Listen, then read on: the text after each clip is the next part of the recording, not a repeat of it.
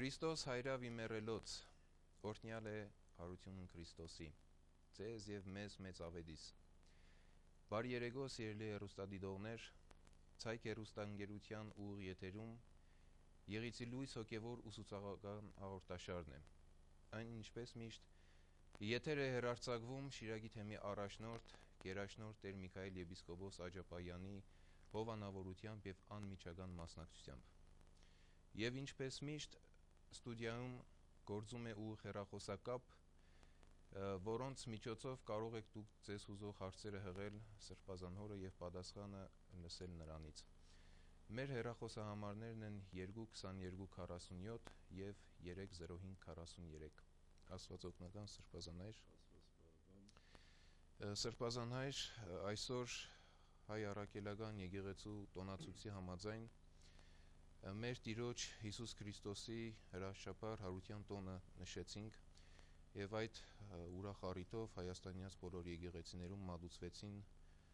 հանդիսավոր սուրբ պատարակներ եւ որի ընթացքում ավետվեց Քրիստոսի հարության ուրախալի լուրը։ Նախ կխնդրեի ձեզ, որպեսզի դուք ամփոփ կերպով ներկայացնեիք ավակ շաբաթում տեղի ունեցած արարողությունների, արարողակարգերի եւ ինչպիսի խորհուրդներ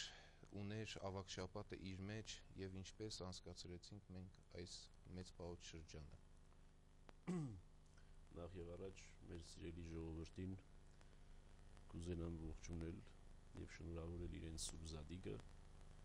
ասելով Քրիստոս հարյավի մեռելոց, այդ կենսաբերավետիսը մեկ անգամ եւս փոխանցել մեր ժողովրդի սիրելի զավակներին, մաղթելով, որ հարուցյալ փրկիչը ներկա լինի յուրաքանչյուրիս օջախից ներս։ Զատիկը այն սիրված տոներից է, որը ոչ հուրը, ոչ սուրը չկարողացան արմատախիլ անել մեր ժողովրդի նկարագրից եւ կենցաղից, հետեւաբար այսօր որերորդ անգամ այդ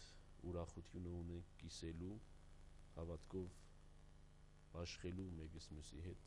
Քրիստոսի հարության կենսաբերավետիսը։ Աղթում եմ, որ իրապես հարուցյալ փրկչի օրհնությունը լինի մեր Շիրակի աշխարհի յուրաքանչյուր հայրդ օջախից ներս։ Ինչ վերաբերում է ավակ շաբաթին, որի մասին ասվեց, ավակ շաբաթ ասելով նկատի ունենք վերջին շաբաթը, Քրիստոսի երկրային կյանքի վերջին շաբաթը, երբ ամեն օր նշում ենք, հիշում ենք Քրիստոսի տնօրինական այն խորհուրդը, որը կատարեց ինքը վերջին շաբաթվա ընթացքում։ Պետք է ասել, որ դա զուտ հայ եկեղեցական սովորություն չէ, դա ամբողջ քրիստոնեական աշխարհի մոտ ընդունված կարգ է։ Ուրիշների մոտ ավակ շաբաթ կոչվում է ավելի սուրբ շաբաթ։ Եվ ուղղակի մենք հայ եկեղեցին որ ընտրել է ավակ անվանումը, որովհետև նա առանձնանում է բոլոր շաբաթների մեջ իր ավակությամբ, իր կարևորությամբ, իր նշանակությամբ։ Եվ ավակ շաբաթը սկսվում է Զատկին նախորդող շաբաթ օրը, մեկ շաբաթ առաջ, 8 օր առաջ, այսինքն նախորդող շաբաթ օրով, որը Ղազարու հարության տոնն է նշում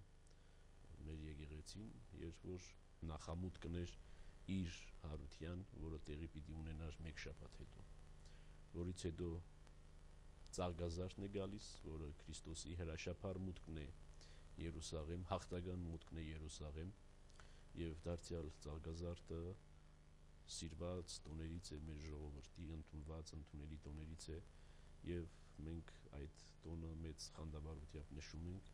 եւ նշեցինք նաեւ անցած կիրակի ապրիլի 13-ին Քրիստոսի հաղթական մուտքը Երուսաղեմ։ Այդ օրը հայ եկեղեցին ունի մեկ ուրիշ զուտ իրեն հadouk մի արարողություն, Ծաղկազարդի երեկոյան, դա դռնբացեկի արարողությունն է, երբ որ խորհրդանշական կերպով բախում ենք վերին Երուսաղեմի դռները,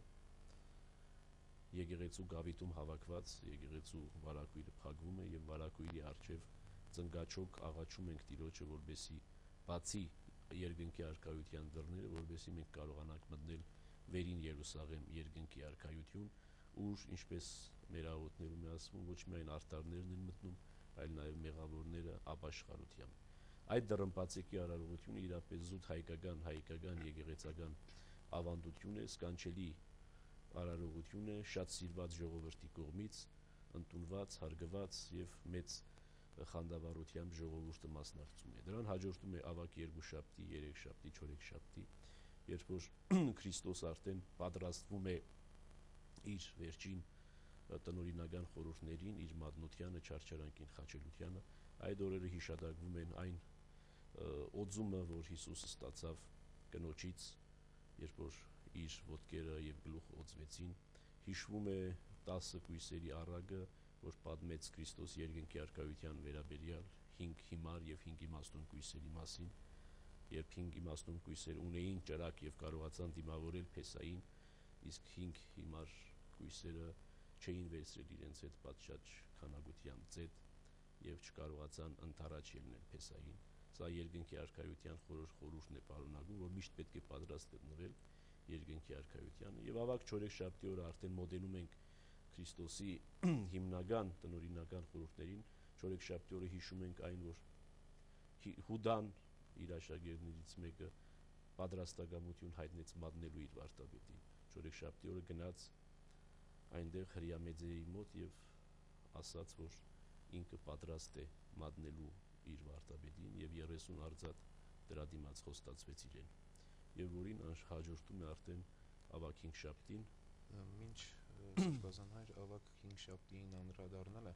մենք ունենք պատրաստած տեսանյութ եւ ես կխնդրեի մեր սիրելի ռեժիսորին ցուցադրել մեզ այն, որից հետո կշարունակենք մեր զրույցը։ Խնդրեմ։ Ավագ հինգշաբթի օրը Տերը գալիս է Վերնատուն, որը եկեղեցու օրինակն է։ Այնտեղ ուտում զատկական գառը լվանում է իր աշակերտների ոտքերը,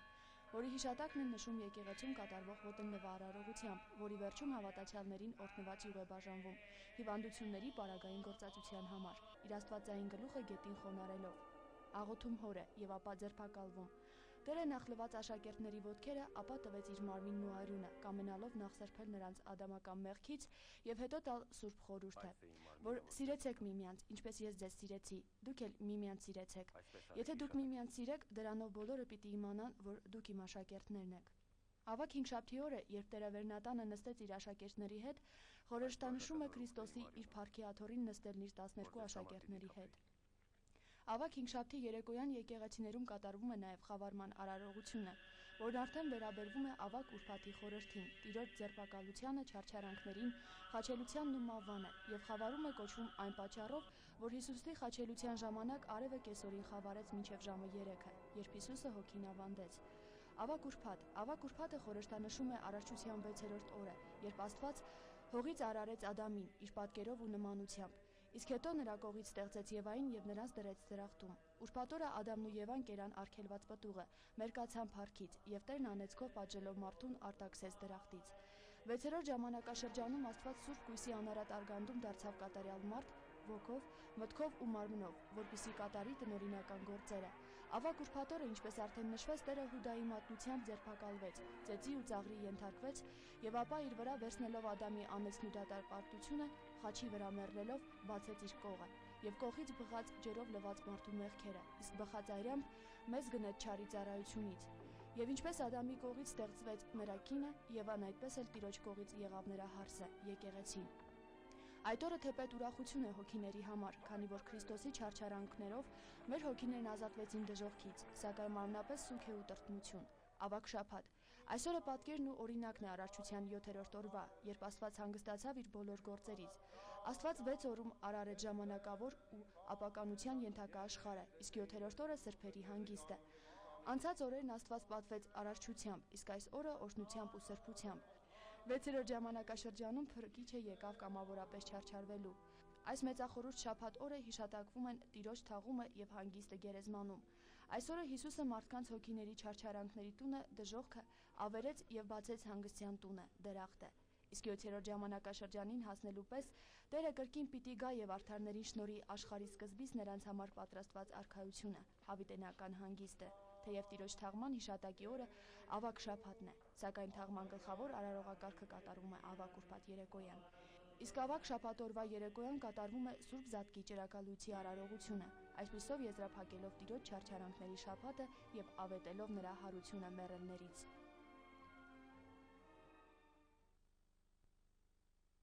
Սրբազաններ, դիտեցինք տեսանյութը եւ մենք ունենք հեռախոսազանգ։ Ալո։ Ալո։ Այո։ Բարի երեկո ձեզ, սիրելի սրբազան եկտերը։ Բարի երեկո ձեզ։ Այսպեսի մի հարց եմ հողում ձեզ։ Մենք շաբաթ օրը կատարեցինք Քրիստոսի թաղումը։ Ես նույնպես եկեղեցում էի, մասնակից էի։ Դրանից հետո մենք պետք է ուրախանանք։ Երկուշաբթի օրը ինչու նորից մեռելոց է։ Կարող եք ինձ բացատրել, կներեք իհարկե։ Շնորհակալություն հարցի համար։ Նախ ավակ ուրբաթ է Տիրոջ թաղումը, ավակ ուրբաթ երեկոյան է Տիրոջ թաղումը տեղի ունենում, ավակ շաբաթ առավոտյան տեղի ունենում գերեզմանի կնքումը, որը հռոմեական զինվորները պահեցին, որ աշակերտները հանգարց չկողանան մարմինը, եւ ավակ շաբաթ լույս կիրակի ուրեմն Քրիստոս հարություն առավ։ Ինչու մեռելոց երկուշաբթի օրը։ Ընդհանրապես բոլոր տաղավար տոներին հաջորդող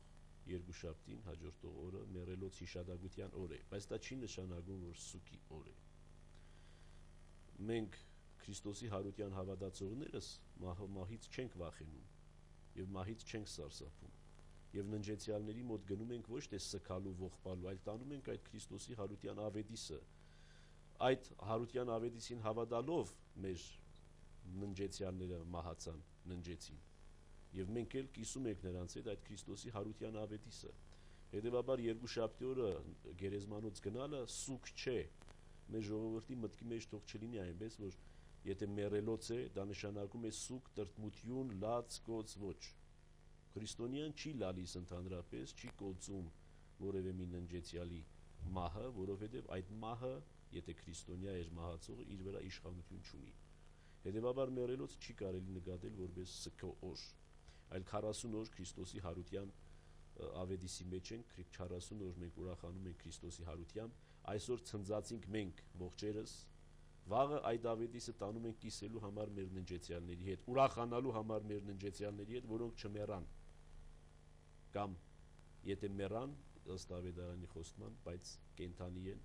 որովհետև Քրիստոսի հարությամբ նրանք նույնպես պետք է կենդանանան։ Ուրեմն մեր մտքի մեջ այդ բանը չպետք է շփոթություն առաջացնի, մեր զատկին հաջորդող մեռելոցը կլինի, կամ վարդավառին հաջորդող, կամ աստվածազնին հաջորդող, նույնիսկ Սուրբ Խաչին հաջորդող մեռելոց հիշադակությունները, սրանք սգո օրեր չեն։ Սրանք ցնծության օրեր են, երբ մեր ցնծությանը մասնագից ենք դարձնում մեր ննջեցյալներին, որոնք մեզ համար մեռած չեն,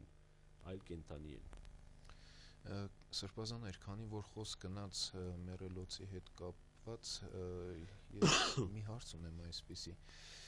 Ուրեմն մեր ժողովրդի մեջ տարածված է այն համոզումը, որ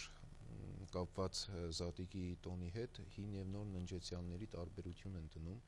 եւ Զատիկը կտրում է, ասենք, կամ 40-ը, կամ տարին, կամ ինքնահողը, այս մասին ինչ կասեիք։ Ժողովրդական սովորություններ կան հետսամուտ շրջանից մտած, որոնց դեմ մենք որպես եկեղեցի պայքարում ենք, բայց ժողովուրդը կարծում է, թե եկեղեցուց է գալիս այդ ավանդությունը եւ իրենք կարծում են, որ դրանով ավելի հավատարիմ են մնում իրենց եկեղեցուն։ Բայց այդպես չէ։ Պետք չէ շփոթության մեջ լինել, նորի եւ ննջեցյալների համար էլ հաջորդ օրն է, վաղն է մեռելոցը։ Բայց ժողովրդի մոտ ինչու համար այս բանը մտել է, երևի թե անցած տասնամյակների ընթացքում, երբ որ երկուշաբթի օրը աշխատանքային օր էր, բնականաբար հիմա էլ երկուշաբթի օրը աշխատանքային օր է, մեր պետությունը այդպես էլ չկարողացավ հասկանալ, որ պետք է Զատկին հաջորդող օրը նույնպես ազատոր թողնել, որպեսզի ժողովուրդը կարողանա իր հավատարմությունը արտահայտել նաև իր ննջեցյալների հանդեպ, ինչ որ է, բայց քանի որ երկուշաբթի օրը աշխատանքային օր է, շատերի համար հարմար չէ երկուշաբթի օրը գերեզմանոց գնալ եւ շատերը սկսեցին գնալ կիրակի օր։ Եվ այդպես կիրակի օրը գերեզմանոց գնալու սովորությունը այս անցած տասնամյակների ընթացքում արմադացավ, բայց եւ մնաց երկուշաբթի օրը մեռելոց, ուրեմն ինչ տարբերություն կիրակի օրը եւ երկուշաբթի օրը գնացողների միջեւ, ժողովուրդը այդպիսի երևի զանազանություն փորձեց մտցնել այն իմաստով, թե կիրակի օրը գնում են նոր ննջեցյալների գերեզմաններին, իսկ երկուշաբթի օրը հին ննջեցյալների գերեզմաններին։ Կրկնում եմ, որ այդպիսի զադորոշում եկեղեցին չունի եւ եկեղեցին թելադրում է գերեզմանոց գնալ հաջորդ օրը երկուշաբթի օրը։ Ինչ վերաբերում է այսպես ասած սովորության 40-ի կտրելուն է վերաբերում, ոչ թե 7-ի կամ ինքնահողի կամ տարվա 40-ի կտրելու սովորությունը, դա էլ իր մեջ իր բացատրությունը ունի։ Անշուշտ 40-ը կտրելու խնդիր չկա եւ եկեղեցին չի ասում, որ 40-ը այսպես կամ այնպես կտրվում է որևէ մեկ տաղավարտոնով։ Բայց ժողովրդական մտածելակերպի մեջ ինչ է 40-ը սուք է, 40-ը տրտմություն է եւ այդ 40-ից պետք է դուրս գալ։ Եթե մարդը ուզում է զադիգը օրինակի համար նշել իրապես տոնախմբություն որպես տոն, որպես ուրախություն, որպես ցնծություն, դրա համար նշանակում է, թե զատկից առաջ արդեն այդ սուքից պետք է դուրս գա։ Հետևաբար այդ 40-ը կտրելու հարցը ոչ թե 40-օրյա այդ շրջանին է վերաբերում, որ ասենք 40-ի պետք է պահել կամ չպահել, այլ որ ննջեցյալի հարազատ ուզում է սուքից դուրս գալ վաղաժամկետ։ Եվ դա բնավ մերժելի չէ, եկեղեցու կողմից բնավ մերժելի չէ, որ զատկին ասենք հաջորդող շաբաթ օրը կամ որևէ տաղավարտոնի նախորդող շաբաթ օրը ուրեմն ննջեցյալի հարազատները սուքից դուրս գան, այսպես սուկը թոթափեն իրենց վրայից, որովհետեւ լիարժեք կերպով մասնակցեն զատկական տոնախմբությանը։ Այսինքն այդ կտրելու 40-ը կտրելու այդ գաղափարը գալիս է այդ սուկից դուրս գալու գաղափարի հետ, որը թելադրելի է որևէ մեկ քրիստոնյայի, որը կցանկանա դուրս գալ 40-ից վաղաժամկետ տաղավարտոնից առաջ, դա եկեղեցին չի արգելում, բայց չի էլ քաջալերում։ Շատ լավ, մենք ունենք մեր հերթական հեռախոսազանգը։ Ալո։ Այո։ Քրիստոսը այժավի մեռելոց։ Օրհնյալ է արությունը Քրիստոսի։ Մի հարց եմ ուզում ցես տալ։ Սոցիալապես անհավահով ծանր վիճակի մեջ եմ, ունեմ 2 անչափահաս երեխաներ, միակողմանի ծնողազուրկ։ Ուզում եմ ցես հարցը ստիմել, կարող եմ ես եկեղեցուց որևէ բանով օգտվել։ Օգնություն, որևէ օգնություն։ Եղավ, շնորհակալություն։ Հեռախոսազանգը։ Սոցիալապես անապահով ընտանիքների մի ամբողջ ցանկ կա մեզ մոտ, բայց առ այսօր էլ չենք կարողանում եւ հնարավորություն չունենք ամենքին հասնելու։ Այնպես որ կարող եք այդ ցանկի վրա ավելանալ, բայց դրանով որևէ շոշափելի օգնություն կամ օժանդակություն անմիջական կերպով կամ անմիջապես չի կարող լինել եւ պետք չէ սпасել եկեղեցուց անմիջական կերպով այդպես սոցիալական օժանդակություն։ Շատերը մեզ քննադատում են, որ մենք սոցիալական օժանդակություն չենք կարողանում կատարել, սա անշուշտ ճիշտ չէ, որովհետեւ հսկայական սոցիալական աշխատանք ենք կատարում որպես եկեղեցի, որպես թեմ եւ որպես առաջնորդարան, բայց ուզում եմ շեշտել, այսպիսի հանգամանքները առիթից օգտվելով ուզում եմ շեշտել, որ եկեղեցին պետք չէ դիտել որպես սոցիալական ծառայության կենտրոն։ Եկեղեցին հոգևոր հաստատություն է։ Եկեղեցին հոգևոր քարոզչություն է կատարում։ Եկեղեցին կատարում է հոգևոր դաստիարակություն։ Եկեղեցու մեջ պետք է տեսնել հոգևոր դաստիարակ, ուսուցիչ, որը մարդուն մոտեցնում է Աստծուն։ Հետևաբար սոցիալական ծառայությունը եկեղեցու ամենահիմնական առաքելությունը չէ։ Եկեղեցու ամենահիմնական առաքելությունը այ յուրաքանչյուր հայորդու հասցնել Քրիստոսի հարության ավետիսը։ Եվ այդ Քրիստոսի հարության ավետիսը իր կյանքի մեջ դարձնել ճշմարտություն, իրականություն, ռեալություն, որպես յուրաքանչյուր հայ մարդ հավատա Քրիստոսի հարությանը եւ Քրիստոսի հարության պատկամներով ապրի, քրիստոնեական պատկամներով ապրի։ Սա է քրիստոնյայի առաքելությունը, սա է հայ եկեղեցու առաքելությունը։ Հայ եկեղեցու առաքելությունը պետք չէ տեսնել սոցիալական ծառայության մեջ, թեև ասում եմ, կրկնում եմ, շեշտում եմ։ Հայ եկեղեցին այսօր շատ մեծ սոցիալական աշխատանք կատարում է, բայց դա կատարում է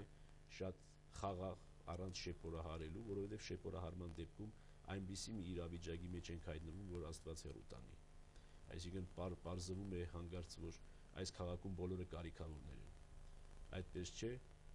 բոլորը չէ, որ կարիքավորներ են մեր քաղաքում, կան արդեն բարեկեցիկ մարդիկ։ Այո, սոցիալական վիճակը խիստ լարված է, այո, չկավորներ կան, բայց այդ չկավորներն էլ իրենց կյանքի բարեկեցությունը, բարելավումը պետք է տեսնեն աշխատանքի մեջ եւ դարձյալ աշխատանքի մեջ։ Եվ ոչ թե այս կամ այն կազմակերպությունից, նաեւ եկեղեցուց այդ թվում օժանդակություն ակնկալելու մեջ։ Սրբազան հայր, նորից անդրադառնանք ավագ շաբաթին, այս տարի ինչպես եւ նախորդ տարիներում արդեն սովորություն է դարձել, որ Ծաղկազարդի տոնին եկեղեցու տարածքում վաճառվում են ճյուղեր։ Ինչպես եք դուք դիտում այդ, արդյոք կարելի է, թե ոչ։ Եկեղեցու տարածքում որևէ առևտուրը ընդունում եմ խիստ բացասական, անշուշտ մենք որոշ ձևով փորձեցինք այդ բոլոր փերեզակներին հեռու անել եկեղեցու շրջակայքից, բայց թե դա որքանով մեզ հաջողվեց, չգիտեմ։ Իսկ ընդհանրապես առևտուրին մենք առևտուրին դեմ չենք նաև ճյուղերի վաճառքին, եթե եկեղեցու տարածքից դուրս այդ ճյուղերը վաճառվում են, որբեսի ինչ նպատակով, որբեսի այդ ճյուղերը գնողը վերցնի, մտնի եկեղեցի, այդ ճյուղը օրհնել տա եւ այդ օրհնված ճյուղով գնա իր տուն։ Բայց ինչ է կատարվում իրականում կատարվում է այն, որ այդ փերեզակները, որոնք հայկական նկարագրից հեռու մարդիկ են, որոնց երակների մեջ վստահաբար հայկական արյուն չէ, որ հոսում է, այլ ինչ-որ մի օտար խորտ արյուն, խաբում են ժողովրդին, մատուցելով այդ, որպես օրհնված արդեն իսկ օրհնված ճյուղ։ Եվ ժողովուրդը խաբված այդ ճյուղերը գնում է, եւ այդպես խաբված առանց նույնիսկ եկեղեցի մտնելու, գուցեև հաջող վերադառնում է իր տունը այդ փերեզակի ուրեմն վաճառած ճյուղով։ Ուրեմն այս վիճակը գտնում ենք խիստ բացասական եւ խիստ քննադատական։ Իսկ ընդհանրապես բացի եթե այդպես չէ, դրանից դուրս ճյուղերի վաճառքի դեմ որևէ բան չենք կարող ունենալ, որովհետեւ եկեղեցին սահմանափակ թվով ճյուղեր է բերում եկեղեցի, օրհնում եւ բաժանում ժողովրդին, որը բնականաբար չի բավականացնում։ Հետևաբար կարող է ժողովուրդը դրսից բերել եւ մենք քաջալերում ենք ժողովրդին, որ ինքը նույնպես բերի իր հետ ճյուղեր, օրհնել տա եկեղեցում, քահանայի մոտ կամ պատարագի ընթացքում եւ այդ օրհնված ճյուղը տանի իր տուն։ Այնպես որ մեր քննադատական խոսքը ուղղված է նախ եկեղեցու տարածքը շուգայի վերածելու եւ երկրորդ այն խաբեությանը, որ փորձում են ժողովրդին խաբել, ներկայացնելով այդ ճյուղերը արդեն իսկ օրհնված։ Այլապես մենք որևէ խնդիր որևէ մեկի հետ չունենք։ Եվ հերթական մեր հեռախոսազանգը ընդունենք։ Ալո։ Այո։ Բարև ձեզ։ Քրիստոս հայրավ իներելոս։ Օրհնյալ է արություն Քրիստոսին։ Ուրեմն ես ուզում եմ մի հարց տալ։ Դա ճիշտ է, որ այսօր չի կարելի օջառից օգտվել։ Այսինքն լվացվելու, հա, երևի իմաստով Ընդհանրապես կամ լողանալու։ Կամ լողանալու։ Լավ, շնորհակալություն հարցի համար։ Օջառից օգտվելու խնդիր չկա, ընդհանրապես ժողովրդի մեջ զանազան սովորություններ, նույնիսկ տարօրինակ սովորություններ կան, որոնք եկեղեցական չեն։ Շատ հաճախ եկեղեցականին են դիմում այս կամ այն հարցով, որոնք եկեղեցու հետ որևէ խնդիր չունեն, ժողովրդական կենցաղի կամ ժողովրդական ավանդության հետ կապ չունեն։ Իսկ ընդհանրապես օջարի հետ կապված ինչ, օջարի խնդիրը չէ կան, պարզ լվացվելու խնդիրը չէ, որը պարզ է, որ մարդ պետք է լվացվի։ Մանավանդ կիրակի օրը, երբ որ դուրս է գալիս եւ եկեղեցի պիտի գա, մաքուր պետք է լինի, լվացված պետք է լինի, տղամարդիկ սափրված պետք է լինեն։ Ես օրինակ շատ հաճախ նեղվում եմ, նույնիսկ բարգանում եմ, երբ որ տեսնում եմ կիրակի օրը տղամարդկանց չսափրված վիճակում եկեղեցում։ Եվ նույնիսկ հաղորդության են մոդելում այդպես չսափրված։ Կամ մեր ուսանողներն էլ հաճախ դպրանոցի խորան են բարձրանում չսափրված վիճակում։ Շատ տգեղ է։ Մարդը հետևաբար պետք է կիրակի օրը մաքուր պետք է գա, իսկ մաքուր պետք է գա լվացված։ Բնականաբար այս իմաստով օջարի որևէ արգելք չկա, բայց ինչ կա այստեղ ընդհանրապես հնուց եկած սովորություն մեր տատիկներից եւ տատիկների տատիկներից եկած սովորություն։ Կիրակի օրը լված կանել չի կարելի, ինչու համար չի կարելի, որովհետեւ կիրակի օրը հանգստյան օր է, Աստուծո օր է, Աստուծո տուն գնալու օր է, աշխատելու այդ իմաստով լվացք անելու օր չէ։ Հետևաբար մեր տատիկները, մեր մայրիկները, մեր նախամայրերը Կիրակի երբեք լվացք չէին անում։ Եվ նշանակում է, թե այդ օրը այդ իմաստով օջար չէին գործածում։ Հետևաբար ցանկացած Կիրակի օր թելադրելի է որպես ժողովրդական ավանդություն, որպես ժողովրդական սովորություն։ Թելադրելի է, որ այո, աշխատանք այդ իմաստով գործ չարվի, այդ իմաստով օջար չօգտագործվի, լվացք չարվի, այսինքն լվացքի օր չլինի։ Գիտեք, հաճախ մեր վերջին տասնամյակների ընթացքում մեր տանտիկինները, քանի որ Կիրակի օրն էր ազատ օր, երբ որ կարող էին իրենց տան սպիտակեղենը լվանալ, Կիրակի օրն էին լվանում հակառակ ուրեմն մեր նախնական ավանդության, մեր տատիկների ավանդության։ Այսինքն օջարի գործածության խնդիրը սա է, որ այսինքն Կիրակի օրը պետք չէ լվացք անել։ Սրբազան հայր, անդրադառնանք ավագ շաբաթվան նորից։ Ավագ հինգշաբթի օրը Ոդն լվայի արարողության ժամանակ ժողովրդին, մեր սիրելի հավատացյալներին բաժանվում է օրհնված յուղ։ Ինչի խորհուրդն է այդ յուղը եւ ինչի համար է բաժանվում։ Ուրեմն դա այն նախ ասեմ, որ իսկ սկզբնական շրջանում մեր եկեղեցում բաժանվել է օրհնված ձեթ։ Այդ օրը ավագ հինգշաբթի օրը ձեթ է օրհնվել եւ ձեթ է բաժանվել, որովհետեւ գիտեք արդեն իսկ պայեցողության շրջան է, հետեւաբար կարակ բաժանելը կամ յուղ կենտանական յուղ բաժանելը կամ օրհնելը եւ բաժանելը մի տեսակ անհարիր է պայեցողության այդ շաբաթվա։ Նախնական շրջանում ուրեմն եկեղեցին օրհնել է ձեթ։ Եվ նույնիսկ ավագ հինգշաբթի օրն է կատարվել մերոն օրհնեքը։ Իսկ մերոնն էլ 7 տարի, երբ որ 7 տարի մեկ երբ որ օրհնվել է, ուրեմն օրհնվել է ավագ հինգշաբթի օրը, որպես ձեթերի գերագույն, այսպես ասած, ձեթ օրհնված անուշահոտ ձեթ։ Ուրեմն պետք է նկատի ունենալ, որ նախնական սովորությունը այդ է եղել՝ ձեթ օրհնել եւ ձեթ բաժանել ժողովրդին։ Թե երբ եւ ինչպես դա վերածվեց յուղի կարակի, դա դժվար է ասել, երևի թե վերջին 100-200 տարվա շրջանի խնդիր է, երբ որ դա վերածվել է յուղի, որովհետեւ ըստ իս ինչու վերածվեց յուղի, որովհետեւ դա ավելի պրակտիկ է, ավելի հեշտ է բաժանելը։ Պատկերացրեք մեր ժողովրդի հատկանիշները, հատկությունները, թե ինչպես են բաշխված բանը վերցնում, նկատի ունենալով մի պահ պատկերացնեինք, եթե փորձեինք ձեթ բաշխել, ինչ իրարանցում կստեղծվեր եւ ինչ տգեղ իրավիճակի մեջ կհայտնվեինք։ Հետևաբար իմ կարծիքով ավելի պրակտիկ լինելով, որ կարակը կարողանում ես փաթաթել թղթի մեջ եւ մաս-մաս բաշխել ժողովրդին, ավելի պրակտիկ լինելով, ուրեմն ձեթը վերածվել է յուղի եւ այդ յուղը բաշխվում է ժողովրդին, որպես նշան այն օծության, որ Քրիստոսը ստացավ ուրեմն այն կնոջից, որը ավետարանը պատկանում է մեզ, եւ այն օծման, որը ինքը տվեց աշակերտներին ոտքերը լվալով։ Գիտեք, հրեական սովորության մեջ ոտքերը լվալը պարզ լվացում չէր, այլ իր մեջ նաեւ ուրեմն յուղով օծում էր արունակում։ Հետևաբար այդ որպես Քրիստոսի տնօրինական այդ խորհրդի հիշադակ եկեղեցին այդ ձեթը օրհնում է կամ յուղը օրհնում է եւ բաշխում է ժողովրդին։ Եվ ինչ պետք է ժողովուրդը անի, այդ յուղը տանում են, խառնում են իրենց տան յուղին կամ էլ քսում են այն հիվանդի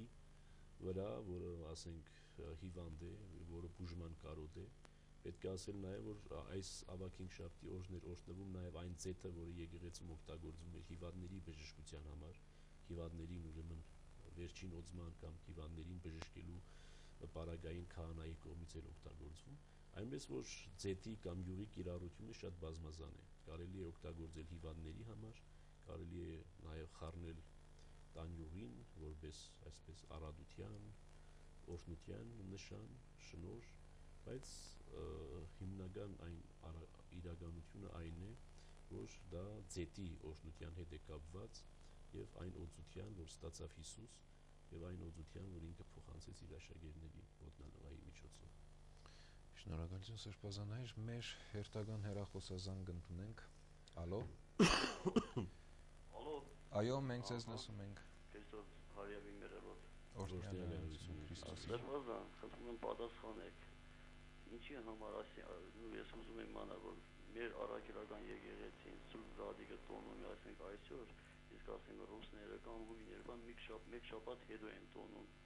Կարող եք պատասխանել։ Շնորհակալություն։ Շնորհակալություն եւս ձեզ։ Ուրեմն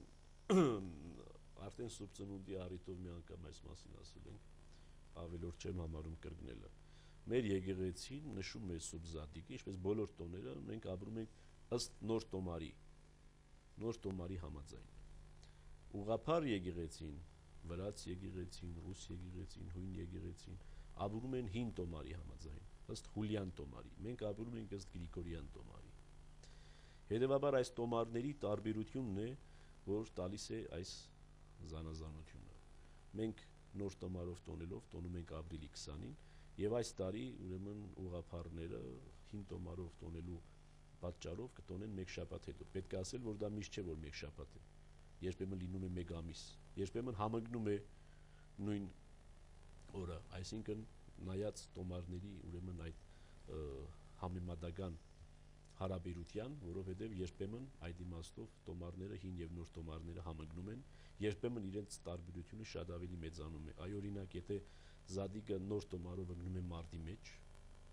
մարտի վերջերին, ուրեմն հին տոմարով Զադիկը ընկնում է շատ ավելի ուշ, գնում է ապրիլի վերջ կամ մայիսի սկիզբ։ Եթե Զադիկը ապրիլի կեսերին է լինում, շատ հաճախ համընկնում են հին եւ նոր տոմարով։ Ուրեմն եւ երբ որ վերջն է ընկնում, ուրեմն մեկ շաբաթվա տարբերություն է լինում սովորաբար։ Այնպես որ այս տարբերությունը գալիս է տոմարներից։ Եթե ուղղափառ եկեղեցին ընդունի նոր տոմարը, այսինքն այն տոմարը, որով այսօր ամբողջ աշխարհն է ապրում, բնականաբար մեր Զադիկները կհամընկնեն եւ նույն օրը կտոնվի։ Բայց ուղղափառ եկեղեցին շարունակում է ապրել հին ուրեմն տոմարի համաձայն, այսինքն այսօր ըստ ուղղափառ եկեղեցու ոչ թե ապրիլի 20-ն է, այլ ապրիլի 7-ն է, 13 օր առաջ։ Սրբազան հայր, առաջիկա երկու շաբաթների ընթացքում հայ առաքելական եկեղեցին ինչպիսի տոներ է տոնել։ Դե 40 օր Զադիկ է, 40 օր Զադիկ է եւ 40 օր մենք նույն Հարության ավետիսով պետք է ողջունենք միմյանց։ Արդեն խոսեցինք, որ վաղը մեռելոց է, որը նշանակում է մենք գնում ենք տոնելու Զադիկը մեր ննջեցյալների հետ, ոչ թե սուկ, ոչ թե տրմություն։ Ապա այս շաբաթվա մեջ բնականաբար ընկնում է նաեւ ապրիլի 24-ը մեր ժողովրդի բաժին հասած դարը ճակատագրի պատճառով հասած ապրիլյան եղեռնի հիշատակն է, որը ընկնում է այս 40-օրյա Հարության շրջանի մեջ, ցույց տալու համար կարծես թե մեզ, որ մենք մահացող ժողովուրդ չենք, այլ Քրիստոսի Հարությանը հավատալով ապրող ժողովուրդ ենք եւ ապրեցնող ժողովուրդ ենք։ Եվ այս տարի եւս այդ իմաստով ապրիլի 24-ը պիտի նշենք։ Ես մերժում եմ բացարձակապես սկո այդ մոտեցումը ապրիլի 24-ի նկատմամբ։ Ես ապրիլի 24-ը նկատում եմ որքան էլ որ դառը, որքան էլ որ ծանր, որքան էլ որ ողբերգական, բայց նաեւ ինչ որ իմաստով նաեւ հաղթական, որովհետեւ ապրիլի 24-ը չհաջողվեց, ապրիլի 24-ին չհաջողվեց թշնամուն իրականացնել այն, ինչ ծրագրել էր։ Մենք ապրում ենք եւ մենք հաղթանակած ժողովուրդ ենք։ Եվ ապրիլի 24-ը պետք է մոդենալ, ապրիլի 24-ին պետք է մոդենալ այդ հաղթանակած ժողովրդի հոգեբանությամբ։ Այո, մեծ կորուստներ ենք տվել, երկիր ենք կորցրել, բայց այդ երկիրը գտնելու ենք, վերադարձնելու ենք։ Մեր նահատակների արյան գնով, ուրեմն այդ երկիրը մենք վերադարձնելու ենք վաղ թե ուշ։ Այնպես որ այդ իմաստով պետք չէ հուսալքվել եւ մեր ժողովրդի մեջ պետք է լինի այդ հավատքը, համոզումը, Հարության ներկայությունը եւ ապրիլի 24-ը հաղթանակի օր պետք է լինի մեզ համար, ոչ թե սուկի, ոչ թե լաց։ Նամանավանդ ասում եմ, երբ որ ընկնում է 40-օրյա այս Հարության շրջանի մեջ։ Դրանից հետո հաջորդ կիրակի, ուրեմն Զատկին հաջորդող կիրակին կրկնազատիկ է կոչվում կամ նոր կիրակի։ Այսինքն Զատկի կրկնություն կամ նոր կիրակ։ Առաջին կիրակին է, որովհետև Զատկից հետո, որ կիրակի օրվա խորհուրդը հաստատվեց։ Գիտեք, մինչև Քրիստոսի Հարությունը տոնական օր կամ ընդունված օր հրեական միջավայրում շաբաթն էր։ Եվ Քրիստոսի Հարությամբ ուրեմն կիրակին դարձավ իրական շաբաթ, նոր շաբաթ։ Եվ ուրեմն Զատկին հաջորդող առաջին կիրակին էր, որ առաքյալները առաջին անգամ Քրիստոսի Հարության տոնը տոնեցին որպես նոր կիրակի, նոր արտահայտություն։ Եվ դրանից հետո երկու շաբաթ հետո դարձյալ ուրեմն կանաչ կիրագին է գալիս, որը խորհրդանշում է ուրեմն եկեղեցու զարթոնքը, եկեղեցու ծլարձակումը։ Այստեղ առիթից օգտվելով պիտի ասեմ եւ հաղորդեմ մեր ժողովրդին, որ գալ կիրագի ապրիլի 27-ին որոշել ենք ուխտագնացության գնալ Մարմաշենի վանք եւ այնտեղ պատարագ մատուցել, արարողություն կատարել եւ այսպես վերարթնացնել Մարմաշենի հինավուրց վանքը եւ ուխտի գնալու սովորությունը։ Եվ նկատի ունենք այն, որ ամեն տարի ապրիլի վերջին կիրագին, որ գարնանային վերազարթոնքի հետ շատ հաճելի օր է, հաճելի ժամանակ է Մարմաշենի վանք այցելելու համար, թեև այս տարի մի քիչ ուշացավ գարունը, բայց ամեն տարի այսպես չի լինի եւ հուսանք, որ մինչեւ մյուս կիրագի արդեն գարունը իր լիակադար կերպով իր իրավունքի մեջ մտած կլինի։ Ուրեմն նկատի ունենք, որ ամեն տարի ապրիլի վերջին կիրագին հայտարարենք Մարմաշենի վանքի ուխտագնացության օր եւ շրջակա գյուղերի բնակչությանը եւ քաղաքի բնակչությանը եւ բոլորին հրավիրենք Մարմաշենի վանք, այնտեղ պատարագի ներկա լինելու, պատարագ սուրբ հաղորդություն ստանալու, եթե անհրաժեշտ է պսակադրություն եւ կնունք ունենալու, այսինքն Մարմաշենի վանքը ուզում ենք գոնե տարվա մեջ մեկ օր այսպես վանքին վերազարթոնք հաղորդել, մինչև գա այն երանելի ժամանակը, երբ որ Մարմաշենի վանքը լիարժեք գործող վանք կդառնա իր մնայուն հոգևորականով, իր մնայուն վանահայրով եւ այս ուխտագնացությունը կմնա որպես զուտ ուխտագնացություն, այլապես մնացած բոլոր կիրակիրիներին էլ Մարմաշենի վանքում սուրբ պատարագ կհնչի եւ մեր Քրիստոսի մարմինը եւ արյունը կբաշխվի հավատացյալներին։ Այնպես որ այս տարի առաջին այսպես ուխտագնացությունն ենք ուզում կազմակերպել եւ հրավիրում ենք մեր սիրելի ժողովրդին մասնակցելու այս ուխտագնացությանը։ Իսկ այդ ժամանակը մոտ է սրբազան այր։ Որ ժամանակը որ Մարմաշենի վանքը իր տերներոպացի հավատացյալների առջև դա չենք կարող ասել, թողնենք Աստուծո կամքին եւ Մայրաթորի տնօրինությանը, երբ որ պետք եղած թվով հոգևորականներ ունենա Շիրակի թեմը, այն աստիճան, որ կկարողանա մեկ հոգևորականել, ուրեմն տրամադրել մնայուն կերպով Մարմաշենի վանքին, այդ ժամանակ էլ կլինի շուտ կունենան քահանաներ, շուտ կուշանան քահանաները, կուշանա, թող լինի ամեն ինչ ըստ Աստծո կամքի եւ վեհապար հայրապետի տնօրինության։ Շնորհակալություն սրբազան հայր, մենք ունենք եւս 1 րոպե եւ ձեր օրհնության խոսքը Սուրբ Զատկի արդիվ։ Արդեն սկզբում էլ ասացի, իրոք մեզ համար, մեր ժողովրդի համար ամենատոնական օրերից է եղել Սուրբ Զատիկը։ Եվ անցած տասնամյակներին նույնիսկ, երբ որ Սուրբ Զատկի տոնին կոմունիստները զանազան քաղաքի մնացած թաղամասերում զանազան կուլտուր մասսայական միջոցառումներ էին կազմակերպում, այսպես ասած, որպեսզի ժողովուրդը եկեղեցի չգնար, ժողովուրդը եկեղեցի էր գնում եւ Սուրբ Զատիկը նշում էր։ Կուլտուր մասսայական միջոցառումներին ավելի քիչ էին մասնակցում, քան եկեղեցի էին հաճախում։ Այնպես որ Սուրբ Զատիկը Քրիստոսի հարությունը մեր ժողովրդի կյանքում ներկայություն է եղել, այսօր էլ է, բայց բավարար չէ։ Ես ուզում եմ մեր ողջ ժողովրդին, Շիրակի ողջ ժողովրդին, Գյումրիի ողջ ժողովրդին կիրակի օրը, Զատկի կիրակի օրը եւ ցանկացած կիրակի օր տեսնել եկեղեցում հաղորդական, աղոթական վիճակի մեջ։ Այդպես է որ կկարողանանք մեր երկիրը շենացնել, մեր քաղաքը շենացնել։ Աստուծո հետ ապրելով, Քրիստոսի հարության լույսը ունենալով, Քրիստոսի հարությանը հավատալով, այնպես որ մաղթում եմ մեր ժողովրդին, որ տարեցտարի ավելանան շարքերը Քրիստոսի հարության հավատացողների եւ Քրիստոսի հարությունից 10 քաղողների։ Եվ Աստված օրհնի մեր ժողովրդին մեզ ամենքից։ Շնորհակալություն սրբազան հայր, շնորհակալություն ձեզ եւս սիրելի հեռուստադիտողներ։ Մեկ անգամ եւս շնորհավորում ենք ձեզ Սուրբ Զատկի տոնի արդիվ եւ մաղթում, որ Քրիստոսի հարության լույսը տարածվի ձեզ բոլորի ամենքիդ վրա։ Կհանդիպենք 2 շաբաթ անց։ Ցտեսություն եւ բարի գիշեր ձեզ։